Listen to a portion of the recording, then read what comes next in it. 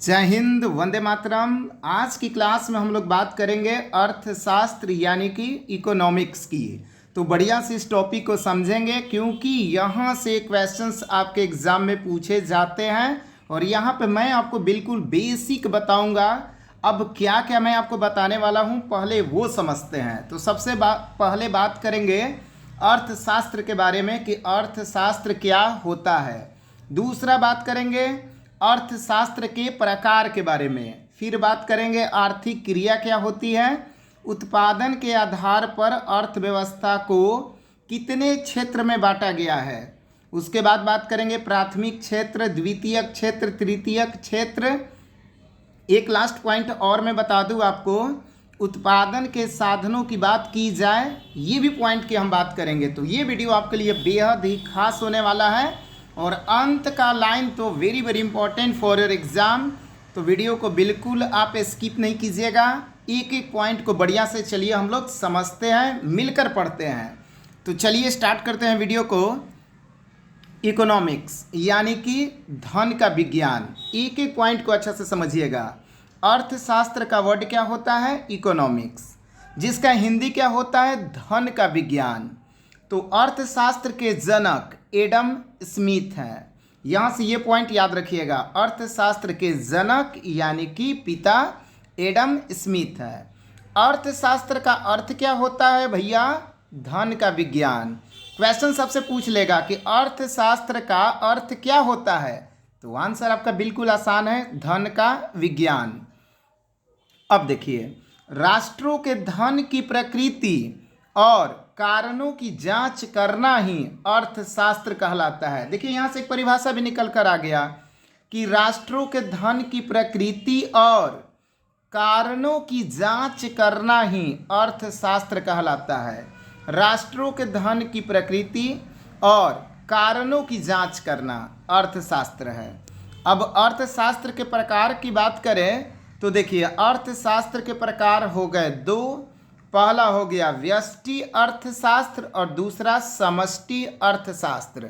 बात करेंगे उत्पादन के आधार पर भी, लेकिन अर्थशास्त्र के प्रकार को हम लोग समझते हैं तो दो। देखिए यहाँ पे कोई कंडीशन नहीं है, बिल्कुल जो शुरुआत का होता है प्रकार वो ये है। तो व्यष्टि अर्थशास्त्र क्या होता है और समष्टि अर्थशास्त्र क्या होता है, अब इसको बढ़िया से समझते हैं। तो देखिए, व्यष्टि अर्थशास्त्र जो होता है व्यक्तियों तथा संस्थाओं द्वारा निर्णय लेने के बारे में अध्ययन करता है। अब समष्टि को भी पहले समझ लेते हैं। संपूर्ण अर्थव्यवस्था के स्तर पर आर्थिक समग्रों का अध्ययन करता है, यानी कि यह व्यक्तियों तथा संस्थाओं द्वारा निर्णय लेने के बारे में अध्ययन करता है। ये व्यष्टि, याद रखिएगा इस पॉइंट को कि इसमें व्यक्ति तथा संस्थाओं द्वारा निर्णय लेने के बारे में। और समष्टि क्या कहता है? संपूर्ण अर्थव्यवस्था के स्तर पर आर्थिक समग्रों का अध्ययन करता है। तो ज़्यादा इसमें दिमाग नहीं लगाना है। व्यष्टि अर्थशास्त्र सीधा सीधा समझिए, व्यक्तियों तथा संस्थाओं द्वारा निर्णय, व्यष्टि अर्थशास्त्र हो जाएगा।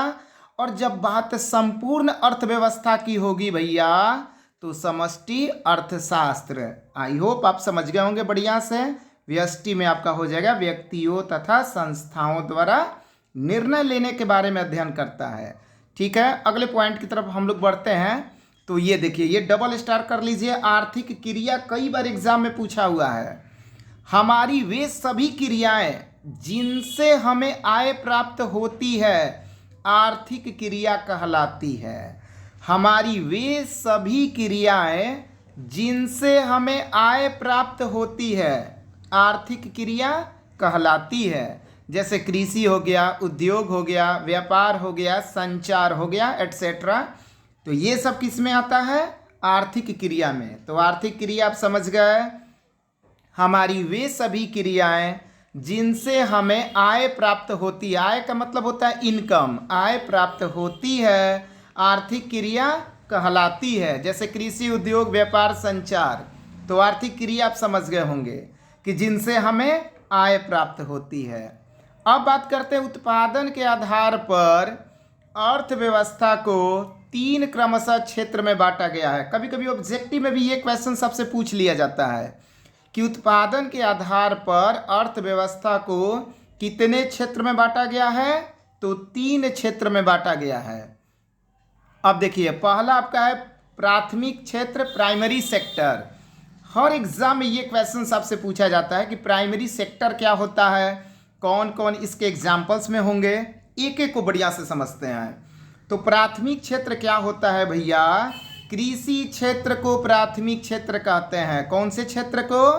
कृषि क्षेत्र को प्राथमिक क्षेत्र कहते हैं। अब एग्जाम्पल्स की बात करें, कृषि हो गया, पशुपालन हो गया, मछली पालन हो गया, ये पॉइंट याद रखिएगा। तो प्राथमिक क्षेत्र आप समझ गए। इसी वीडियो में हम लोग आगे पढ़ेंगे प्राथमिक क्षेत्र के बारे में और थोड़ी सी जानकारी लेंगे। तो कृषि क्षेत्र को प्राथमिक क्षेत्र कहते हैं।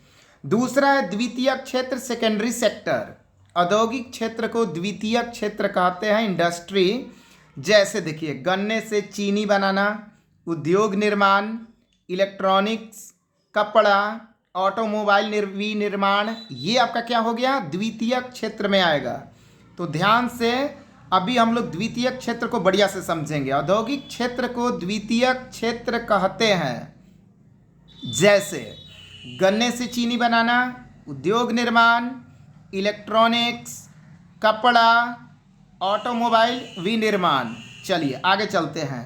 तो द्वितीयक क्षेत्र आप समझ गए होंगे, उद्योग निर्माण, इलेक्ट्रॉनिक्स, कपड़ा, ऑटोमोबाइल्स। बात करते हैं तृतीयक क्षेत्र की, यानी कि सर्विस सेक्टर, सेवा क्षेत्र को तृतीयक क्षेत्र कहा जाता है। Very very important point. कौन सा क्षेत्र को? सेवा क्षेत्र को। अब भैया जैसे में समझते हैं, परिवहन हो गया, व्यापार हो गया, बीमा हो गया, बैंक हो गया, स्कूल हो गया, सैनिक हो गए, शिक्षक हो गए, ये सब किस में आएंगे? तृतीयक क्षेत्र में आएंगे। बढ़िया से सुनिएगा, अच्छे से समझते चलिएगा। सेवा क्षेत्र को तृतीयक क्षेत्र कहा जाता है। जैसे परिवहन, मेरे साथ प्रैक्टिस करते चलिए, बोलिए परिवहन। दूसरा व्यापार, तीसरा बीमा, चौथा बैंक, पांचवा स्कूल, 6 नंबर सैनिक, 7 नंबर शिक्षक। तो ये आपके आ गए किस में? तृतीयक क्षेत्र में। तो प्राथमिक क्षेत्र, द्वितीयक क्षेत्र और तृतीयक क्षेत्र बिल्कुल आपको याद होना चाहिए।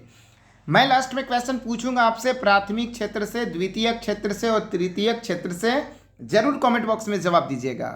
तो तृतीयक क्षेत्र आप समझ गए, परिवहन, व्यापार, बीमा, बैंक, स्कूल, सैनिक, शिक्षक। अब बात करते हैं उत्पादन के साधनों की बात की जाए। तो उत्पादन के साधनों की बात की जाए, मुख्यतः 5 चीज़ पर डिपेंड करता है। पहला है भूमि, दूसरा श्रम, तीसरा पूंजी, चौथा संगठन और पांचवा साहस। तो उत्पादन के साधनों की बात की जाए तो मुख्य बिंदुएं कौन कौन है, बढ़िया से समझते हैं। पहला भूमि, दूसरा श्रम, तीसरा पूंजी, चौथा संगठन और पांचवा साहस। अब देखिए, स्वामित्व के आधार पर पूरे विश्व में 3 प्रकार की अर्थव्यवस्था है। स्वामित्व का मतलब क्या होता है भैया? मालिक। तो स्वामित्व के आधार पर पूरे विश्व में 3 प्रकार की अर्थव्यवस्था है। पहला पूंजीवादी अर्थव्यवस्था, दूसरा समाजवादी अर्थव्यवस्था और तीसरा मिश्रित अर्थव्यवस्था। लेकिन किस आधार पर? स्वामित्व के आधार पर। ये भी पॉइंट याद रखिएगा। स्वामित्व के आधार पर पूरे विश्व में 3 प्रकार की अर्थव्यवस्था है, पूंजीवादी, समाजवादी और मिश्रित अर्थव्यवस्था। अब चलिए, प्राथमिक क्षेत्र से क्वेश्चंस बहुत बार पूछे जाते हैं, इसीलिए इसकी प्रैक्टिस थोड़ा सा फिर से कर लेते हैं। देखिए यहाँ पे क्या लिखा हुआ है। प्राइमरी सेक्टर वह क्षेत्र जिनके अंतर्गत वस्तुओं के उत्पादन में प्राकृतिक साधनों का प्रयोग किया जाता है, प्राथमिक क्षेत्र कहलाता है। इसमें कृषि एवं उससे संबंधित क्रियाएं जैसे उत्पादन, पशुपालन, मछली पालन, वन लगाना, खनन एवं उत्खनन आदि क्रियाएं आती हैं। अब यहाँ से आपका बिल्कुल क्लियर हो गया होगा कि प्राथमिक क्षेत्र में क्या क्या होता है। वह क्षेत्र जिसके अंतर्गत वस्तुओं के उत्पादन में प्राकृतिक संसाधनों का प्रयोग किया जाता है। प्राकृतिक संसाधन, अब जैसे भैया देख लो, उत्पादन हो गया, पशुपालन प्रकृति के द्वारा ये सब है, मछली है, वन लगाना, खनन, उत्खनन आदि क्रियाएं आती है। सामान्य तौर पर देखा जाए तो प्राथमिक क्षेत्र द्वारा उत्पादित किए गए उत्पाद कच्चे माल के रूप में प्रयोग में लाए जाते हैं, जिन्हें मध्यवर्ती वस्तुएं भी कहा जाता है। अगर मध्यवर्ती वस्तुएं भी कभी पूछ लेगा तो बढ़िया से समझ लीजिए कि सामान्य तौर पर देखा जाए तो प्राथमिक क्षेत्र द्वारा उत्पादित किए गए उत्पाद कच्चे माल के रूप में प्रयोग किए लाए जाते हैं, जिन्हें मध्यवर्ती वस्तुएं भी कहा जाता है। चलिए अब बात करते हैं द्वितीयक क्षेत्र की। वह क्षेत्र जो कच्चे माल को निर्मित माल में परिवर्तित करता है। जो कच्चा होता है वो प्राथमिक क्षेत्र का होता है। अब जब उसको आप परिवर्तित कर रहे हैं तो भैया द्वितीयक क्षेत्र हो जाएगा। जैसे देखिए, सूती धागे का सूती कपड़े के रूप में परिवर्तित करना, गन्ने से चीनी का उत्पादन करना, लकड़ी से फर्नीचर बनाना, इसे विनिर्माण क्षेत्र भी कहा जाता है। द्वितीय क्षेत्र का एक और नाम क्या मिल गया आपको?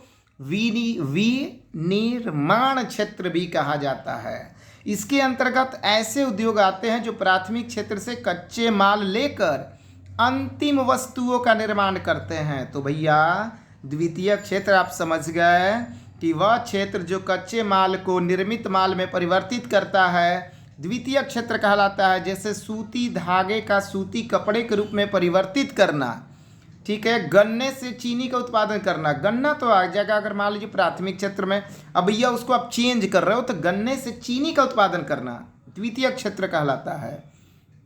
और लास्ट आपका पॉइंट है तृतीय क्षेत्र, वह क्षेत्र जो सेवाओं का उत्पादन करता है, तृतीय क्षेत्र कहलाता है। इस क्षेत्र को सेवा क्षेत्र भी कहा जाता है। अब इसमें एग्जाम्पल्स को बढ़िया से समझिएगा।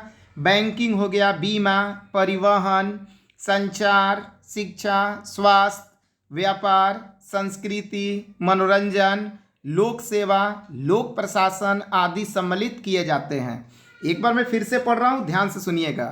तृतीय क्षेत्र में क्या क्या आता है? बैंकिंग, बीमा, परिवहन, संचार, शिक्षा, स्वास्थ्य, व्यापार, संस्कृति, मनोरंजन, लोक सेवा, लोक प्रशासन आदि सम्मिलित किए जाते हैं।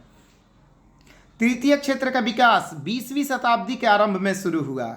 आज के समय में अर्थव्यवस्था को तेजी से बढ़ाने में तृतीय क्षेत्र की भागीदारी महत्वपूर्ण है।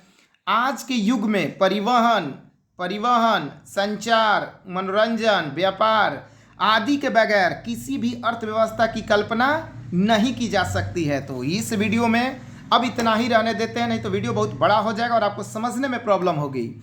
तो हम लोगों ने क्या क्या पढ़ा? अर्थव्यवस्था के जनक, अर्थशास्त्र के जनक, अर्थशास्त्र के प्रकार के बारे में जाने, उत्पादन के आधार पर अर्थव्यवस्था को 3 क्रमशः क्षेत्र में बांटा गया है। याद रखिएगा, उत्पादन के आधार पर प्राथमिक क्षेत्र, द्वितीय क्षेत्र, तृतीय क्षेत्र।